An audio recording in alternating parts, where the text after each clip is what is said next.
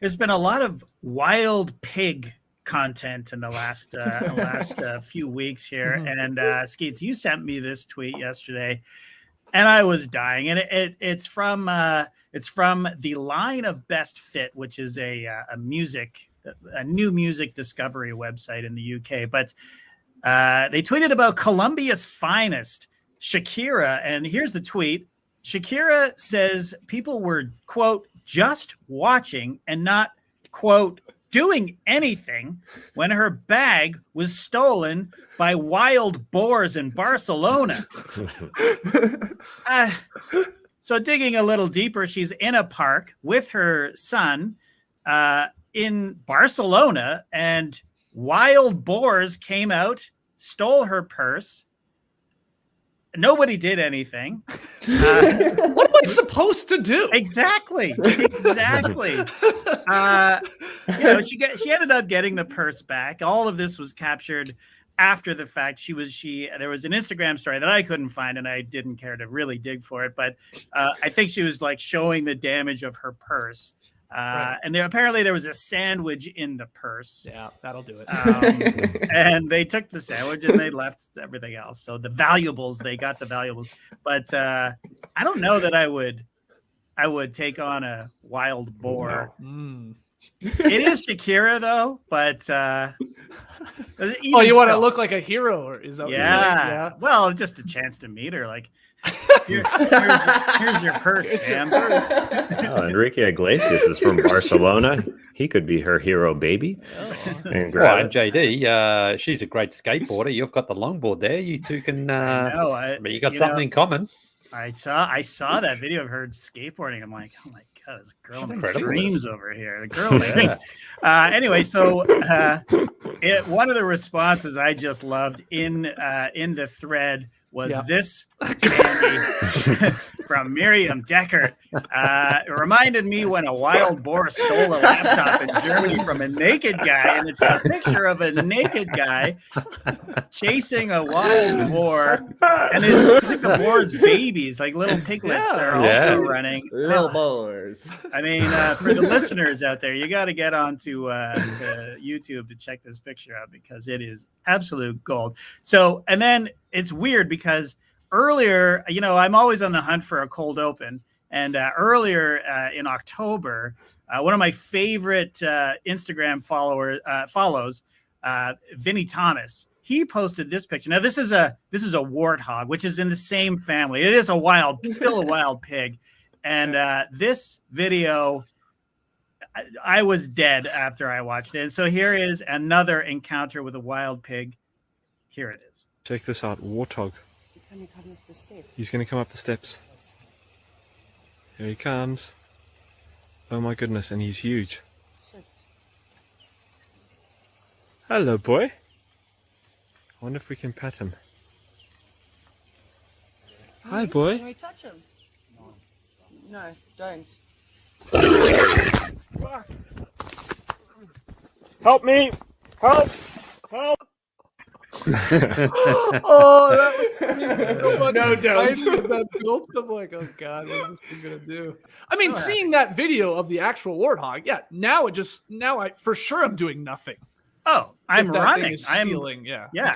Bye, Shakira and your child. Good And luck with all of that.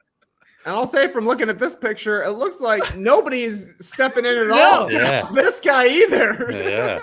Shocker. I can't believe nobody's jumping in to grab his laptop and hand it to him. Which would you be more likely to help, JD? If a wild boar stole a purse from Shakira, or if a wild boar stole a laptop from a random naked guy in Germany? Oh, it's got to be the naked guy in Germany. I mean, that guy's having a bad day. Right? There's so many options for whatever type of broadcast you want. You want former athletes kicking it while they're watching the game? Sure. You want like Nate Duncan and Daniel Leroux? Nate does like a play-by-play and then take questions and stuff like that? Sure.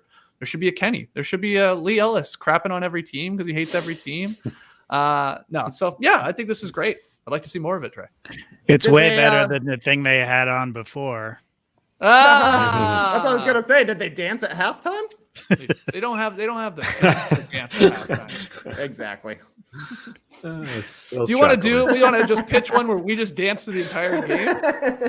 Just hear the swishing of jackets through the entire game? I'm glad you picked this part of it there, JD. This is a great part. What minute is this? This is like 3 minutes in. This is shortly after Lee abandons his David Britt. That kills me. I We think all that found our Cass's groove. glasses are amazing too. Yeah, I got good glasses. Okay, JD, take us home. What do you got? What really annoys you? Yeah, I really couldn't pin it down, so I thought I would just start with start a running list since I woke up this morning. So this is what I got so far. Okay. Well, I came down. Shoes were on the table. Shoes on the table, guys. Next to the shoes on the floor, socks on the floor. That's still a problem. It's scourge around here. There's dust all over the goddamn place. I'm living in a construction zone right now. So, while we're doing the show, Google Chrome crashes. It's not working. I don't know why. Google Chrome is not working. I'm in the garage. The door's open. I'm cold. Calling the wizards Zards. I'm not into it. I don't like it. I don't like it at all. You want to call a team of bees? It's like calling pizza za. No, thank you. It's not. It's call it a pie. Call it something else. But Zards, I don't like it. I hate it too, but I actually love saying it, JD. It's great once you get into it. It's better when they don't win because there's no, W there. I like Zards then, but they're all right now. Okay, keep going. Okay, Lee shitting on everything during our nice segment. Come on, man. Yeah. I said something nice about someone. Well, you never follow the rules, I guess. Yeah. Oh my God, this nice segment is going to be over an hour. I hope Matty O's not listening. Yeah. You know what? Goddamn... He fucking is listening. Yeah, I know. He is guaranteed. He's like, wrap it up, guys. Wrap it No, up. he's Wrap praying it goes this. 10 times longer, JD. Like, once this is over, I guess I'll go for a hike. No, he wants this. Okay, fair enough. People can change. You're turning me into temper boy here. Keep going. Yeah, we got a compressor problem I can't figure out, and it fucking reared its ugly head again at 1 hour and 11 minutes. Who's taking pictures? Why can't I figure this out?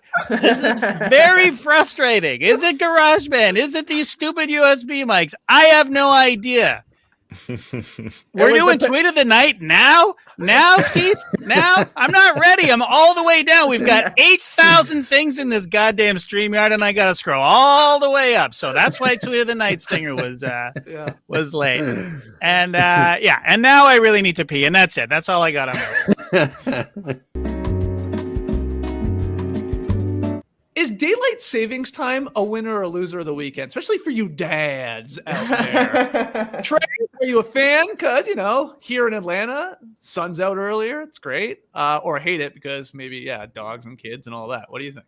Oh, it's a tale of two halves, J.E. Skeets. Let me tell you, I love it in the morning, seeing some sunlight, feeling like the rooster should be crowing just outside my door. Much easier to wake up when it's sunny. Mm-hmm. But then when it's 4 o'clock and it's pitch black outside, that's a bummer. In general, though, I'm here for it. I love a time change. Love to go through the house, find all the clocks. You never realize how many clocks you have until it's daylight savings time or a time change. So, yeah, there's so many different ways to change a clock. I really thought you were going with that. Yeah, I thought I had something else there, but then I was like, I don't think anybody wants to hear how easy it was to change the clock in my 2005 Toyota Highlander, but it was very easy. Oh, that's good to know. To ask a lot of people in the stream team, you kept saying cheese pies. A lot of people confused. What's a cheese pie? Heaven on earth. It's a pie full of cheese. So it's like a meat pie, but with cheese. It's like a spinach pie, but with cheese. Is it a cheese pizza? Yeah, it's like a cheese, but it's on the inside. It's not on so top. It's more, it's not. It's not like a pizza.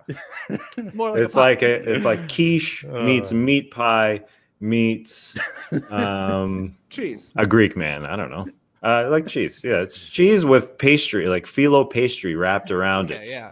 Serving frozen. Sounding quiche-like for sure. Yeah. Yeah. Is it savory or sweet? It's savory, my friend. Andy B. right. Andy B. Quiche almost, says Tomas Carnero. Yeah. What kind of cheese? Good question. Whatever you want. Usually feta, of course, as Salty T says. Okay, man. Somebody on Twitter, Treey Kirby. Oh, I follow him. Treey Kirby. Now, this, I believe, is a man. I guess it could be a woman. Retweeted something with, what would you do? This is what this person was asking. And there was a photo attached that asks, well, CG actually asks, after we had a basketball hoop installed on our driveway, our next door neighbor said she'd let me know when her baby was sleeping so my children wouldn't play during her baby's nap. There are more than 50 kids on our block, and they play all over the neighborhood. How should I respond? So, Lee, quite the dilemma here. What would you do, as Treey Kirby asks? Well, look, there's 50 kids out there playing. I mean, you don't know what the baby's nap schedule is. Yeah, she's going to let you know. She's going to let you know. She's going to let you know, baby's sleeping, don't play. You have to say, listen, we're sorry, there's 50 kids out here, we're playing, I mean. Got a tournament. Yeah. I mean, that's the thing. It's like, I mean, the baby doesn't need silence to sleep anyway. Turn that white noise on and baby will sleep anyway. So, I don't think it's reasonable to say to 50 people, like, you guys have to wait until my baby's finished napping before you can play. How many kids is reasonable? No, it's like, again, those early napping schedules are all over the place anyway. So how are the kids supposed to know? Like, she's going to come out every day. She'll let you know. Yeah, but okay, what happens if the baby's having a bad day sleeping anyway? That's the counter. So here. true. Okay. No, look, I just think it's very, very tough to say, can you 50 not play just in case my baby's going to be napping? I don't think she's asking all 50 kids. She's asking specifically for the neighbor, his kids, his or her kids.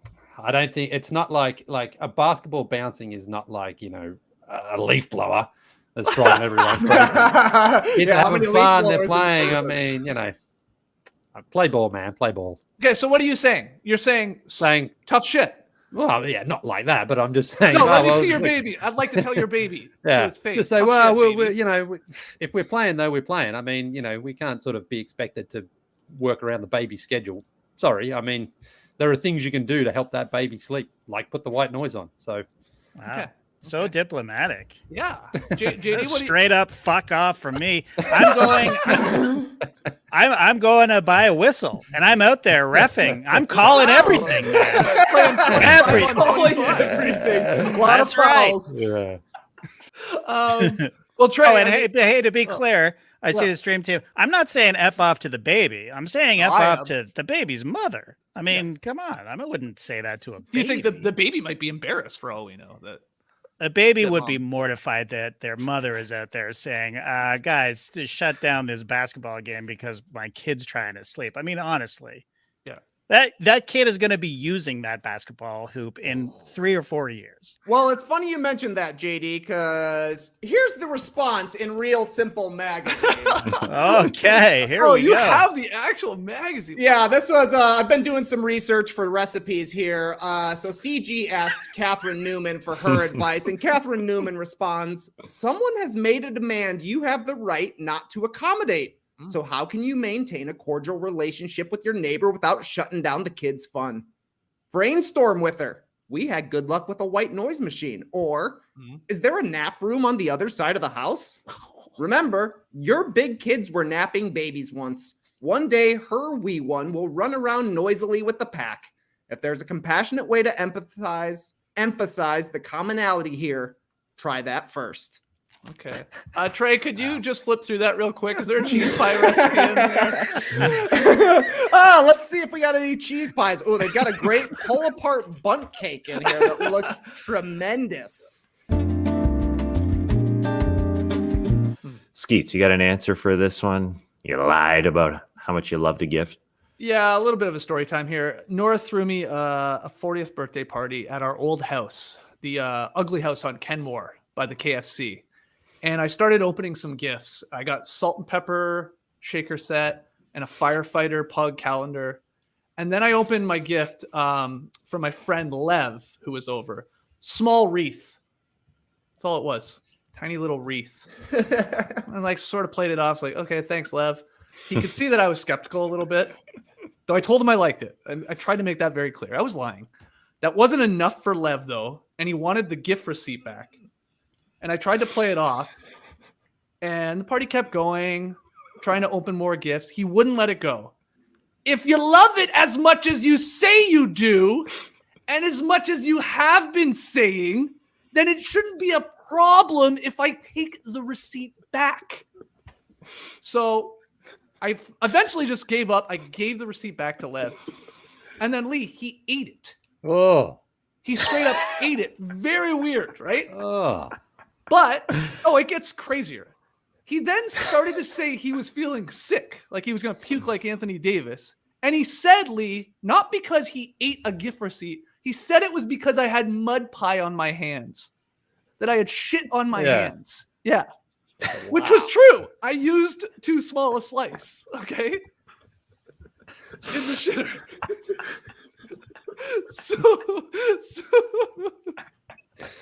So things got so intensely.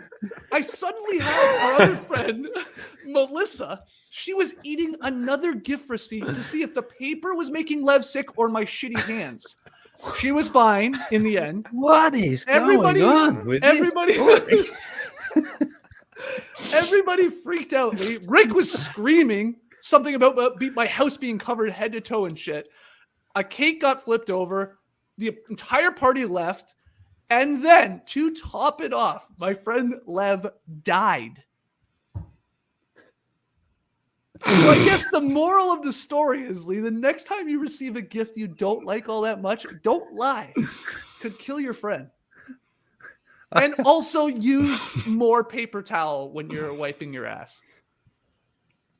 I don't know if this is true or not. I can't. Does your friend Lev, does he eat paper a lot? Yes. Or is it like this was not a one-time thing? He's eating paper all the time. He says he ate it all the time. I mean, rest in peace, but yeah. Yeah. Weird, eh? Lily? It's crazy. So that's the one time, and it was a wreath. I didn't like the wreath, and I shouldn't have lied. That's the moral of the story. Don't eat paper, I think, is the moral of the story, really. Also good. How did the party go after the receipt fracas? Did everybody stick around? No. I said everybody left. Oh, right. They were going to go to Lev's house, but he died on the way. So yeah. Tough one. Anyone else have an answer? That was great. Look how confused Lee is. And Jacob, of course, is referring to the olive branch that Vin Diesel extended to his quote-unquote little brother Dwayne. And here's what he says. I'll read a little bit of it. What a fucking weirdo this is. It's very strange. So this is how it ends, basically. Legacy awaits. I told you years ago I was going to fulfill my promise to Pablo. Pablo is Paul Walker for the uninitiated. I swore we would reach and manifest the best fast in the finale that is 10. What a weird sentence. I say this out of love. But you must show up. Do not leave the franchise idle. Nice pun. You have a very important role to play. Hobbs can't be played by no other. I hope you rise to the occasion and fulfill your destiny. Wow. Now, listen. When we finished Fast 9 was with the final one we did. I mean, I was very much in the camp that The Rock is not coming back. He said over the summer, I'm not coming back. So this is like, I don't know if this is just a delayed response to that comment. Like, it's weird timing, but I will say they're starting to shoot Fast 10. It's actually two movies back to back. They're starting to shoot in January. So we're talking 2 months. And are you telling me that Hobbs is in the script and The Rock has said that he's not coming back? I mean, what is going on here? I mean, like this, it's supposed, the movie is supposed to come out April 7th, 2023. I mean, I don't see how this is going to happen. Okay, but, JD, I have a question. What would be funnier to you for these, if it's a 2-part movie? So Hobbs written into the script, but somebody else playing him entirely. Okay. Yeah. Could be funny. Yeah. Or would you prefer if The Rock is like absolutely not doing it? And why would you want to work with this weirdo anymore? I don't know. But if he did it, would you rather just like they write him out of the script and like Hobbs is not in it? I mean, I think that has to be the latter. Like you have to write him out. Like you have to kill Hobbs somehow. But nobody ever dies in this franchise. So I mean, who knows? Who knows? But can you show the photo again too? He photoshopped this, did he not? Like there's something. His head is extended back like an alien, like Alien from Aliens, right? I feel like he's made himself bigger. Yeah. To go eye to eye. It's a Photoshop. Yeah. He needs Canva for sure. Fix this up. Are you telling me there's a script for these movies? I think he may just be able to show up on set, wing it, figure it out. I like this idea from Jules, who said they just introduced a new character named Bobs, played by Steve Austin. That's actually not a bad idea. Yeah. I can't stop looking at Vin Diesel's head now in this Photoshop. It does look like Alien. It's so long. Yeah, that's weird. It's so long. Why didn't somebody do that for? Why didn't somebody Photoshop it for him? No doubt. There's got to be a better Photoshop out there. Yeah.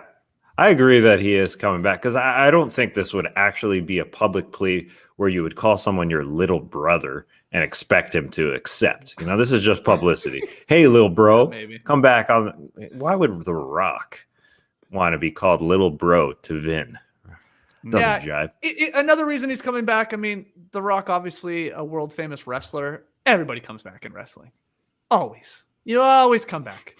You're never retired. You're never done. Even though you said you are. Nope. You'll be back hosting a WrestleMania or starring in the car at WrestleMania. So he'll be there. He'll be there. I love this comment from Alex G. Sure. In his contract, he has to have a longer head than The Rock. I mean, you joke, Alex, but it might be in there. My short-headed brother, Dwayne.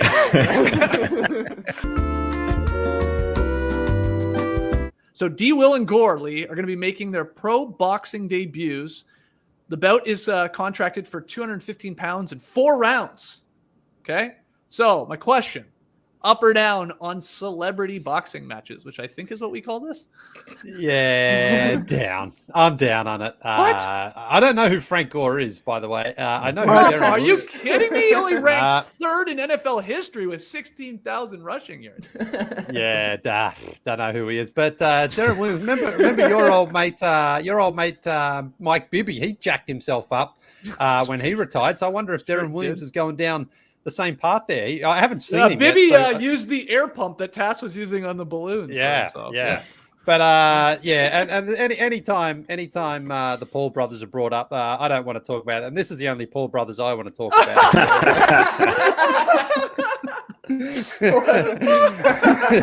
That's a great joke for some Canadians out there.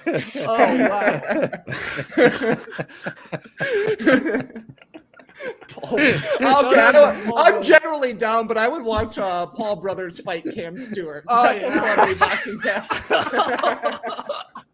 Honestly, though, you don't want to fight a guy whose last name is Gore. Cam Stewart ain't going 4 rounds, I'll tell you that. It'll be 1 round. He might hit a haymaker on Paul Brothers. When's the time you came across something that was unexpectedly cheap? JD. Well, it wasn't exactly cheap, but it was way cheaper than I thought it was going to be. We recently, as you know, we've been doing some work around the house here, and part of the work was getting our driveway expanded. So basically making it double the size. And if you asked me, 3 or 4 weeks ago, I'd be like, how much would it cost? I'd be like, I don't know, between $50,000 and $1 million. No clue how much something would it seemed like out of the realm of possibilities because, it involves bringing a cement truck, which here's a picture of it happening, which was like so awesome, man. Like to have a cement truck on your property, and guys just pouring cement was like the highlight of my month, I think.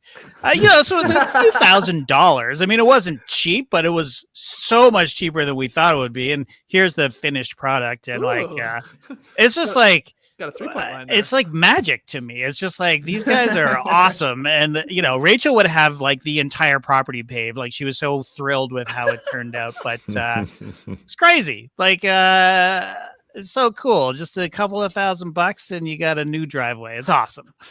But you won't watch Tough as Nails after Survivor. That's exactly right. I'm not going to watch a TV show. Right. These guys were tough as nails.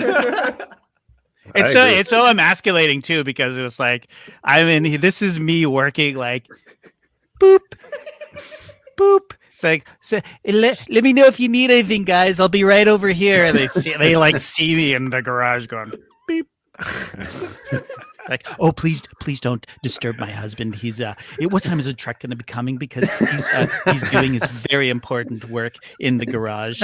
It's like, oh my God. Give me a shovel. Get me out there, guys. I like to imagine they show up and you're like, if you need me, I'll be in the classic factory working hard in here. That's right. What's a video game where you're adamant about playing with a specific character? JD.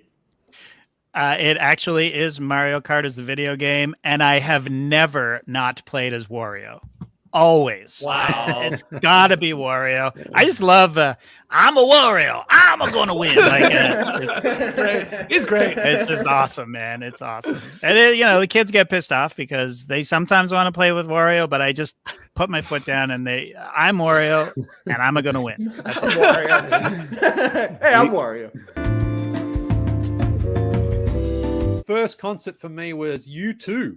At the MCG in Melbourne in 1993. 70,000+ dudes and dudettes were there. Great fun. Okay. If I remember 70,000 dudes just dressed exactly like me. Exactly. Yeah. I think Pearl Jam even opened for them too that night. So it was that's a crazy first concert. I'll give you Pearl that. Jam. Yeah. All right. Last concert I went to was Alanis Morissette only a couple of months ago at the amphitheater here in Alpharetta. Right. Put on a great show. And Garbage also played that night. Garbage, still a thing, still going around. I always thought they were trash. I heard Tassa had tickets to that show, but he refused when he first found out they weren't going to recycle. Best concert I've ever been to. You guys probably know the answer. Anyone want to take a guess here?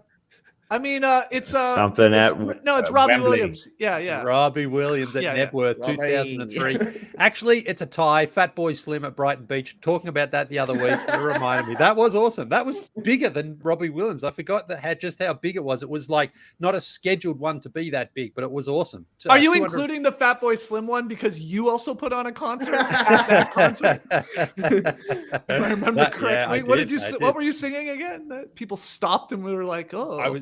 I was singing More Than Words by Extreme. Oh, yes. Yeah. And all the people messed up on drugs were like, whoa. Yeah, they were like, this guy's good. All right. They're like best concert, guy outside of Fatboy Slim singing Extreme More Than Words.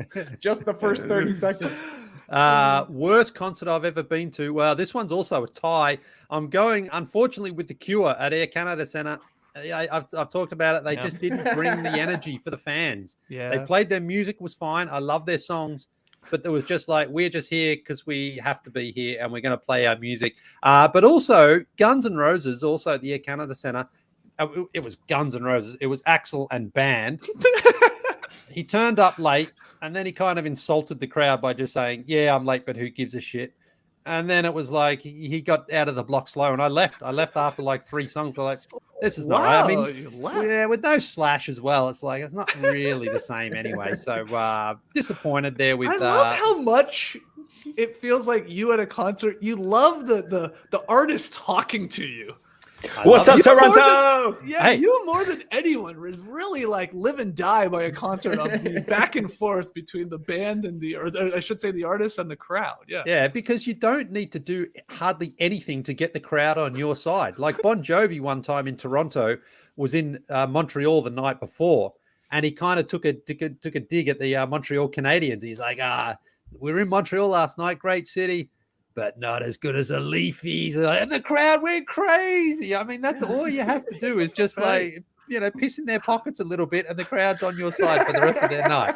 Next concert, I have tickets for Elton John in Atlanta in September next year. I know this is the 4th time he's had his final tour. So I'm gonna wear the shirt that I bought like 3 years ago for the Goodbye Yellow Brick Road tour because he's coming back again. You know what? We gotta start doing that. Amazing. We gotta take that and apply it to our show. Like every podcast is our It's our last podcast. It's the last one, guys. What a way to go out. Let's just crazy. come on back tomorrow. I mean, Literally every time you give an Elton John concert report, I'm like, oh man, that was his last tour. I really would like to see Elton John, but I guess he's gone for good now. Until the next year. Please going again. I know. I'm sort of thinking like you'll probably be back after that as well. But I am actually taking my 2 boys to their first concert. It's going to be Elton John's last concert. So Wow. I mean, they'll be 10 and 6, and they love Elton John. And I thought, you know what? This might be one of those memories that they're going to have forever, one way or the other. First concert, Elton John. Hopefully they enjoy it. Oh, it'd be great. Like, 40 years from now, they'll be on a podcast.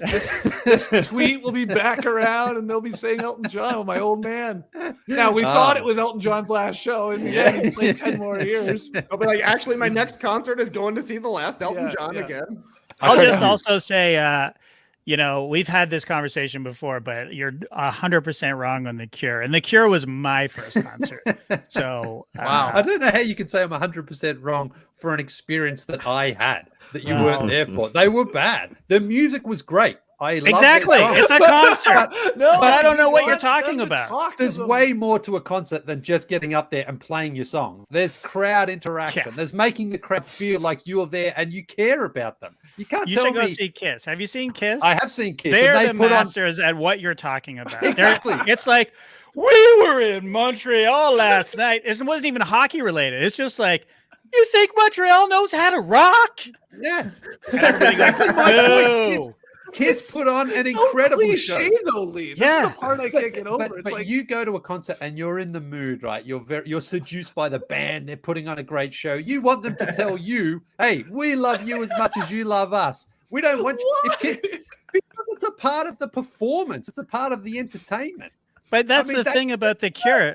That's part of the performance. They're cool too. They're too cool to be there, and so are you. And you want them to be too cool to be there. No, they're not too cool to be there. They're just like, oh fuck, I can't believe we have to do another one of these. That's things. right. That to me is like, that's the point. I'm the easiest sell.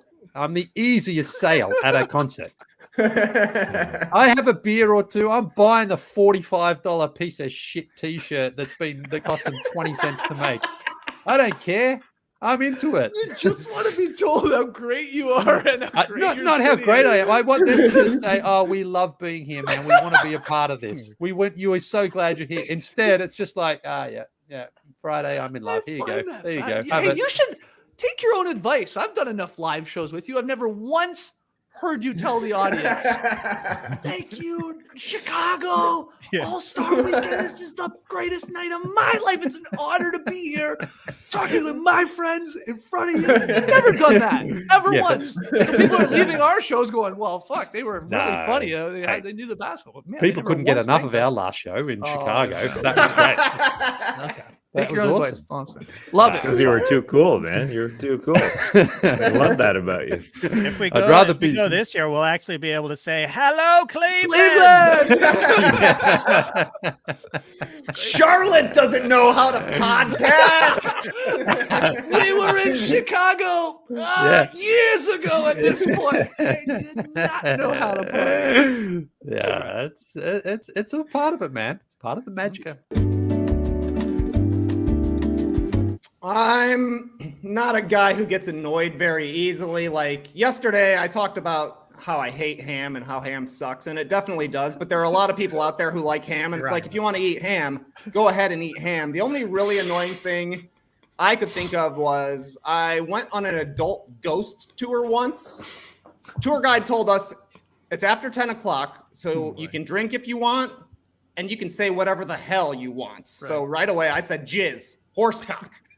The guy was furious, but he said there were no rules about swearing. So we went to the dining room, which they call the dying room, which is pretty good, honestly. Yeah. It's a ghost tour. I asked the tour guide, did any of these fuckers ever pop out of the fucking wall and say, fuck, there's a horsecock in my room, or a donkey dick, or a dingleberry? He was heated. He was pissed. Lee took me to the back room, told me I was ruining the tour. He told me to stop trying to be funny.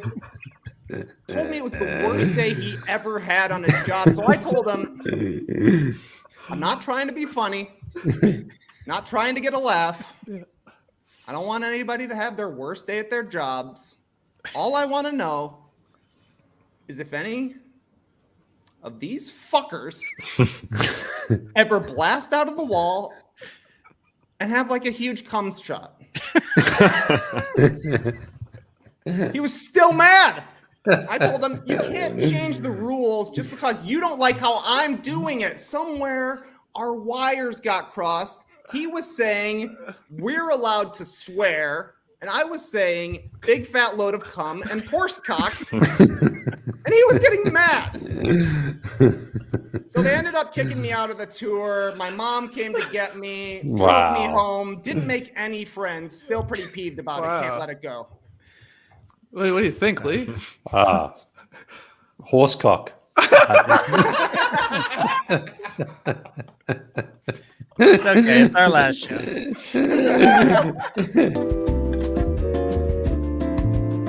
We had paid for tickets in advance. Uncle Trig came through. He paid for tickets in advance. Yeah. The old website said you'll get your tickets electronically delivered a day or so before the game. Day or so before the game, we didn't have any tickets, and there was no response to our inquiries. We get a response on WhatsApp saying this guy, Mick the Scouse, he's going to meet us outside the ground before the game and give us the tickets. Okay. He's not going to be there before 3 p.m. though. The game was at 5:30. He's not going to be there before 3 p.m. though. So, okay, 3 p.m. We look at his WhatsApp. He hasn't been on since 10 in the morning. 3:30, still nothing. Uh-oh. Okay. We put out a little feeler. We get a call back from Mick. I'll meet you at this pub, the Park Pub, right over the road from Anfield. Sure. 4 o'clock. Yeah. 4 o'clock comes. Make it 4:30. I'm running a little behind. 4:30. I'm running a bit behind. All of a sudden, I'm thinking I'm actually on the website seeing if I can buy these hospitality tickets for the game, like £410 each. I'm thinking I might pull the trigger here. Can't be this close to the game and not go in. 4:30 comes. 10 minutes late, he says. I'm 10 minutes late. I'm just like, okay. Uncle Trig's already paid. He's seen the debit hit his credit card already. Right. Like the money's been transferred. And I'm like, I mean, this is an elaborate scam. Anyway, the phone rings. Out of the blue, Mick says, I'm here. Where are you? Uncle Trig goes and bumps into this guy. And, oh, my God, the dodgiest looking guy. He's got a beanie. He's got a hoodie on. Now, it's a little drizzly and it's dark, but he's got the hoodie on and he's trying not to be seen. He says, all right, you guys, okay, this is how it works. He brings out a mobile phone. He goes, I'm going to give you guys each a mobile phone. This is what you do. No way. He goes, you press the button, you turn it on, you scroll up, you hit Google Play, a ticket will come up, you press view code, and then you show that code and it will let you in, okay? We went over it like 5 times. I'm like, hang on. Let me get my camera out. I want to video this to see exactly what we have to do. So, don't worry. You'll be fine. Anyway, so Mick and a couple of his friends, there's a gang right now. There's probably 5 of these guys there. They're like, all right, come with me. And when you get into the arena, this guy is going to usher you to your seats. I'm like, a scalper, or the touts, as they call them over here, who actually ushers you to your seat. I'm like, all right, we're getting arrested or we're not getting in. Something's going down here, no matter. Anyway, so he hands over the mobile phones, then it's a quick look around. It's like, all right, let's go. puts the little hood back on, and he's walking through. It's dark, it's drizzly, it's cold. I'm just like, he might just do a runner here, and he's left us with a phone that doesn't work. I don't know what's going on. I know. You got a free phone. Well, yeah, but it just didn't seem like that. No, Me and this Trigger is just looking crazy. we're looking at each other, just going, what is going to happen here? Like, what is going on? Anyway, we get there. Quick rehearsal, going over the phone again. Press the button, swipe up, look for the code, and then show the code. And then he goes, then Mick sends in me and Trigger and his mate, says, all right, you three go in. He's going to show you to his seat. So I said, all right, I'm going first, because if mine gets rejected, then I'm like, I don't know what we're going to do here. I go in there, green light, bing, you're in. I just walk in there. I'm like, oh my God, we're in. Bing bong. Yeah, exactly. I look around waiting for Trigger to see if it's going to happen for him too. Bing, he's in. And then the other guy goes through as well. I'm like, oh, okay, we're in. I mean, we're in. Me and Trigger like, okay, we're in. We're in. No matter what now, we're in the game. Then the guy's like, okay, give me the phones back. And I'm like, okay, is he just going to take off now? Like, we're in and just leave us alone? Anyway, he comes up to me and he really kind of like discreetly says, you're in row 16. You're in seat 36, whatever it was, like that. And he goes, it's this way. And then he started going through the crowd, and I'm like, all right, he's told us some seats, and now he's just going to run off. Like, I can see we're going to get there. People will be in the seat. There'll be a big fight. Well, I was going to say, I'm thinking that he's done this to 20 other people, sold the same seat somehow. Yeah, okay. Yeah. And that's the way he's going to make it, so that you fight with them, and then the usher comes and no one's actually got a ticket, and it's like, everyone out. Anyway, we get down there. Seats were vacant. We were there. There was two other guys actually sitting in the other two seats, and they were like, oh, did you guys just have a little transaction? I'm like, yeah. Oh, thank God, someone else did. Anyway, so we got in there, and it was all legit. I mean, it was incredible. Like, just up until, even before kickoff, I'm just like, man, there's an usher's going to come along and just say, all right, those seats, you're out. But we were in. The game itself was incredible. It was there we go. It took 8 minutes and 45 seconds to get to the actual 4-0. Thanks for joining us. And sorry, JD, going to go a little bit longer here. I've got some info from a man, Ryan Setton, the incredible bowler Ryan Setton, about bowling balls. Okay. I asked him, can you drill holes anywhere on a bowling ball? Can you put your fingers wherever you want? He said, every bowling ball has a core, so where you drill the holes basically determines if the ball goes further down the lane before hooking or vice versa. I said, can you put the holes anywhere? Just answer the damn question. He said, you can put them in some places, but not everywhere, because you can't touch the core. And then he sent me a photo. He sent me a photo of a bowling ball with a yellow dot on it. He said that yellow circle is the pin, the top of the core. That's what that yellow circle indicates. That spot says tour with the circle thing is the center of gravity of the core. That's where the center of the gravity of the core is. Wow, physics, man. The placement of the holes use this information and a few other things to decide the best placement of the holes. So it's physics, man. And I said, can you get larger hole sizes? He said, yes, there are standard hole sizes, but you can get larger. I do, because I use grips and a thumb sleeve. I said, are you a professional bowler? He said, fuck no. And then he said, I bowled for the first time in 20 months last week, but he's won tournaments, and he's a professional bowler in my heart, because he's got the maple moxie there it is. To win bowling tournaments and to tell us about burying strikes. I can't believe that all that info is buried in a 2-hour podcast right at the end. Ryan Setton buries strikes. He buries the info for us on bowling balls. Anyways, cool story, bro. Which 4 current NBA players would you invite over for Thanksgiving? And then the bonus question is, what dish is each player bringing? So Trey, again, get us started here. I wanted current players. I really don't know why I made it that yet, but anyway, I guess it's more realistic. It could happen. Who are you inviting over? Well, we had a stream teamer mention that Thanksgiving is a bad holiday for meat, but I think we can all agree you got to have meat on the table. So I'm bringing 2 sets of teammates here. First, from the Detroit Pistons, a.k.a. the Detroit Proteins, got to have Isaiah Beef Stewart in the mix. And I'm also opening my heart, guys. And I'm going to try a Thanksgiving Hamadou Diallo. I'll have those two guys as my main courses. Okay. But you got to have some sides. So I'm going on down to New Orleans, where I'm getting some Josh Hardy potatoes and a little bit of Herb Jones for seasoning everything up.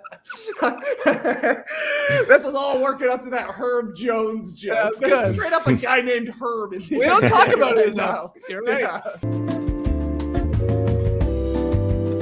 I love this from Tyson Apostle. The apostle has spoken. Yes. Yeast has risen. Good stuff from Tyson. I'm in the camp that listen, you can do what you want with the crust. Like sometimes you're in a crust mood, sometimes you're not. I mean, I do consider it part of the pizza, so it's like you eat the thing. But sometimes you're just not in a crust mood, you know. And sometimes you don't get a good crust. It depends. Like Right. sometimes you can also be in a particular crust mood. Sometimes you want a crusty crust. Sometimes you want a puffy crust. And if I have a puffy crust when I want a crusty crust, then I'm not eating a puffy puff. You know, like it depends. It depends on the crust. Okay. There's all different types of crust, and not just stuffing it with cheese like a Pizza Hut or a Papa J's or whoever. Sometimes you don't want a bready one. You want a crusty one. It just depends on the kind of mood you're in. So no rules on the crust to me. But I can understand why a kid doesn't want to eat crust. It's just, you know, it's not super fun. It's not the most fun thing. I'd rather eat the pizza than the crust. So no hard feelings. So we're not doing Coach of the Year just to piss off all you Coach fans out there, which is weird timing. I coached my first practice for 6-year-olds last night. Maybe I'm in the running. Tell them, man. Tell them. It's Tell everybody you're Coach of the Year. You'll win it. It's pure pandemonium trying to coach a bunch of 6 and 7-year-olds. Woo! There's a lot going on out there, but it was a lot of fun. Yeah. Lee, you've experienced this. Yeah, like not in an official capacity, just when you get a few of the kids together and you're like, all right, let's play a game, and they all just, there's traveling, there's double dribble. No one calls fouls, to be honest. They just want to get a shot up, and they just keep running. There's too much contact though with our team. Oh, We got yeah. a bunch of football players, I think. Like our defense, I mean, every guy's gonna foul out in like the first 3 minutes. The defense is just like hammering the other guy. We're like, you can't do that, guys. But the team spirit's there, the tenacity is there. We gotta mold them. That was I don't pretty know, fun. Skeets. If you're a Coach of the Year candidate, it sounds like Grish is on the hot seat. Oh yeah. I don't know. Well, if we can't teach these guys, you got to dribble and you got to move your feet on defense. He might be out of there. I mean, it's only one practice in. I wonder if they're going to call a players only meeting. It's tough to have a players only. Pizza. Yeah. Yeah, tough to have a players only meeting when you can't drive anywhere on your own, though. You could stay